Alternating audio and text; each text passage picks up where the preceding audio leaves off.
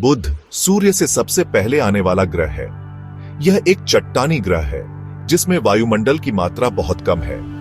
हालांकि यह सौरमंडल का सबसे छोटा और सबसे कम भारी ग्रह है, लेकिन इसकी सतह का गुरुत्वाकर्षण मंगल की तुलना में थोड़ा अधिक है। बुध की सतह पृथ्वी के चंद्रमा के समान है। यहाँ भारी गड्ढे हैं, विशाल रूपे सिस्टम है और उज्ज्वल किरण प्रणाली है। इसका सबसे बड़ा गड्ढा कैलोरिस प्लैनेटिया लगभग 1550 किलोमीटर का व्यास रखता है, जो ग्रह के व्यास का लगभग 1/3 है। सबसे निचली परिक्रमा करने वाला ग्रह होने के कारण यह पृथ्वी के आकाश में हमेशा सूर्य के करीब दिखाई देता है, या तो सुबह का तारा या शाम का तारा। यह अधिकांश समय अन्य सभी ग्रहों के सबसे करीब रहता है और सौरमंडल के अन्य सभी ग्रहों से यात्रा करने के लिए सबसे अधिक डेल्टा वी वाला ग्रह है। क्या आपने कभी सोचा है कि मरकरी पर एक दिन बिताना कैसा होगा? मैं यहां अर्थ पर 24 घंटे की क्विक ट्रिप की बात नहीं कर रहा हूं। नहीं, मरकरी पर एक सिंगल डे हमारे पूरे सोलर सिस्टम की सबसे वियर्ड चीजों में से एक है। आइए जानते हैं क्यों। मरकरी बहुत धीरे धीरे स्पिन करता है, लेकिन वह सन के चारों ओर काफी तेजी से घूमता है। यहां सबसे क्रेजी बात है, मरकरी को अपनी एक्सिस पर एक बार स्पिन करने में लगभग 58.65 अर्थ डेज लगते हैं, लेकिन सन के चारों ओर एक पूरा ऑर्बिट पूरा करने में केवल 88 अर्थ डेज लगते हैं। इसका मतलब है कि प्लैनेट का डे और ईयर लगभग एक डांस में लॉक्ड हैं, जिसे साइंटिस्ट स्पिन ऑर्बिट रेजोनेंस कहते हैं। खास तौर पर सन के चारों ओर मरकरी के हर 2 ऑर्बिट्स के लिए यह 3 बार स्पिन करता है। यह 3:2 रेशियो एक कॉस्मिक वॉल्ट्स जैसा है। अब इस स्ट्रेंज रिदम के कारण अगर आप मरकरी की सरफेस पर सन के राइज होने का इंतजार कर रहे होते, तो आपको स्काई में उसी स्पॉट पर उसके वापस आने के लिए लगभग 176 अर्थ डेज का इंतजार करना पड़ता। यह मरकरी के ईयर से 2 गुना है।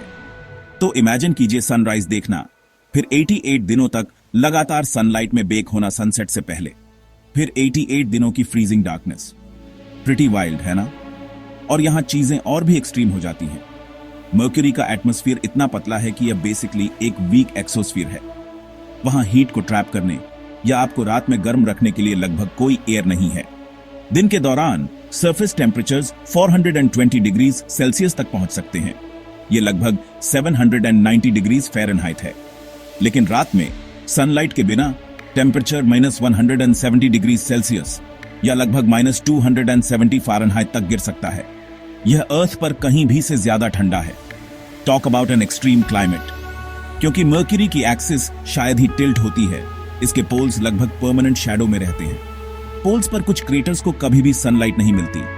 साइंटिस्ट का मानना है कि उन शैडोवी क्रेटर्स के अंदर वाटर आइस छिपा हो सकता है, जो अरबों सालों से सन की हीट से प्रोटेक्टेड है। इमेजिन कीजिए, सन के सबसे करीब सबसे गर्म प्लैनेट पर आइस। अब मरकरी छोटा हो सकता है, लेकिन इसका सरप्राइजिंगली स्ट्रॉन्ग मैग्नेटिक फील्ड है। यह सरफेस को सन की वाइल्ड सोलर विंड से पूरी तरह से प्रोटेक्ट करने के लिए काफी नहीं है, लेकिन यह उनमें से कुछ को डिफ्लेक्ट कर देता है। एक मिस्ट्री जिसका अभी भी अध्ययन किया जा रहा है। मरकरी हजारों सालों से इंसानों को फैसिनेट करता रहा है। एंशिएंट रोमन्स ने इसका नाम मरकरी, स्पीडी मैसेंजर गॉड के नाम पर रखा था। इसे एक वॉन्डरिंग स्टार के रूप में जाना जाता था, इससे पहले कि किसी को पता चला कि यह एक प्लैनेट है। लेकिन आज भी मरकरी अपने सीक्रेट्स रखता है। साइंटिस्ट के पास इस बात के कई थ्योरीज हैं कि मरकरी कैसे बना।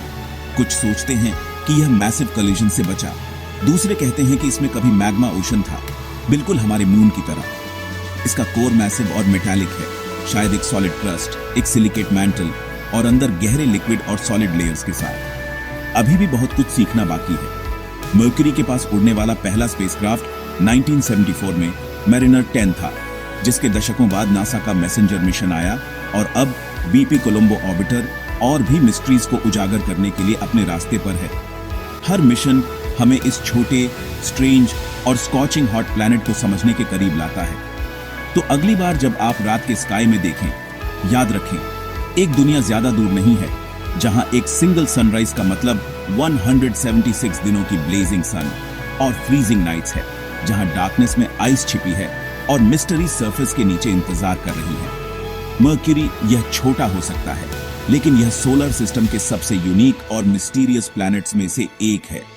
इस क्विक ट्रिप पर मेरे साथ जुड़ने के लिए धन्यवाद इनरमोस्ट प्लैनेट तक। अगर आपको यह जर्नी पसंद आई तो लाइक, सब्सक्राइब करना ना भूलें और मेरे साथ यूनिवर्स को एक्सप्लोर करते रहें।